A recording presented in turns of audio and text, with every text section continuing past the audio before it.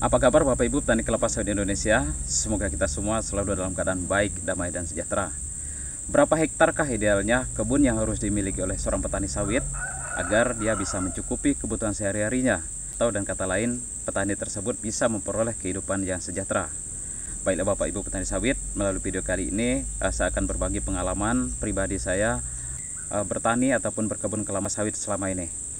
Jadi Bapak Ibu petani sawit Indonesia, tentu saja kalau ditanya berapa hektar kebun yang idealnya dimiliki oleh seorang petani, antara saya dan Bapak Ibu pasti memiliki jawaban yang berbeda-beda. Hal ini tentu saja karena kebutuhan hidup antara saya sendiri dengan Bapak Ibu petani pasti berbeda juga.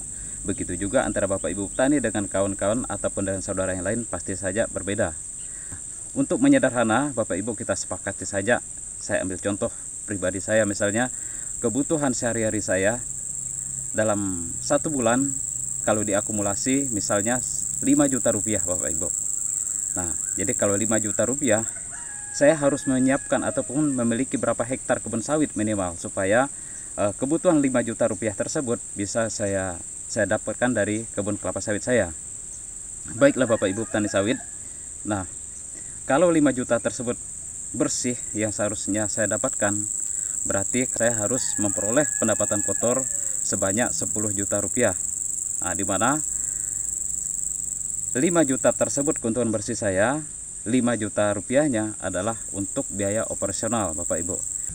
Artinya kebun sawit tersebut omsetnya adalah 10 juta rupiah per bulan, di mana 5 jutanya saya tabung untuk kebutuhan sehari-hari dan 5 jutanya saya gunakan untuk biaya operasional kebun tersebut. Nah, kita ketahui Bapak Ibu bahwa kebun kelapa sawit memerlukan biaya operasional juga, yaitu untuk pembelian atau upah tenaga kerja, dan yang kedua juga adalah pembelian material berupa pupuk, kemudian herbisida, dan beberapa bahan yang kita gunakan di kebun kelapa sawit.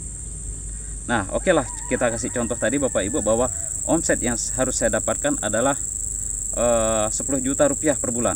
Maka selanjutnya kita bisa menghitung berapa ton TBS yang harus saya dapatkan atau saya panen setiap bulannya. Nah, jadi kita ambillah rata-rata misalnya harga terendah harga sawit yang berlaku di masyarakat. Contoh di tempat saya pernah harga terendahnya Rp2.000 dan saat ini memang harganya sudah mencapai Rp3.200 per kilogram.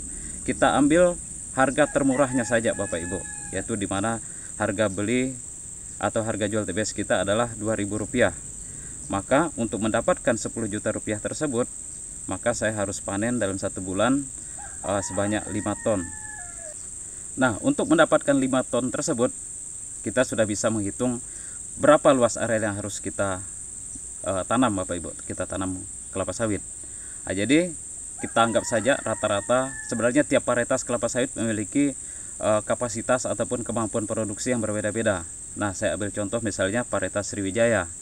Sriwijaya rata-rata memiliki ton per hektar adalah 2 ton per hektar per bulannya. Maka kalau potensi produksinya atau kemampuan produksinya bisa mencapai 2 ton per hektar, maka saya harus menanam sawit sebanyak 2,5 hektar. Nah, jadi kalau 2,5 hektar kita kalikan dengan 2 ton per hektar kan jatuhnya di angka 5 ton per bulannya. Nah, jadi di situ Bapak Ibu, untuk mendapatkan omset ataupun penjualan senilai 10 juta rupiah tersebut, maka saya harus menjual sawit sebanyak 5 ton per bulan, dan 5 ton tersebut saya harus tanam sawit minimal 2,5 hektar Bapak Ibu. Nah, jadi itu paling tidak adalah untuk memenuhi kebutuhan dasar saya sebesar 5 juta rupiah tersebut per bulan. Nah, bagaimana kalau Bapak Ibu misalnya memiliki kebutuhan sehari-harinya 10 juta? Nah, tentu saja kita tinggal kalikan saja. Jadi kalau tadi 5 juta kita perlu menanam 2,5 hektar. Jadi kalau 10 juta berarti Bapak Ibu harus menanam lebih kurang 5 hektar. Begitu juga Bapak Ibu bisa menghitung selanjutnya nanti. Kalau misalnya saya punya keinginan untuk kebutuhan-kebutuhan lainnya, misalnya untuk cicilan kendaraan, kemudian kita perlu untuk biaya anak sekolah lebih jauh lagi, atau kemudian kebutuhan rekreasi, habis-habis lah misalnya Bapak Ibu butuh misalnya biaya dalam 1 bulan 20 juta rupiah. Nah, tentu saja Bapak Ibu tinggal bisa kalikan saja. Kalau 2,5 hektar tadi saya bisa menghasilkan 5 juta, berarti kalau untuk mendapatkan 20 juta, berarti saya harus menanam paling tidak 10 hektar Bapak Ibu.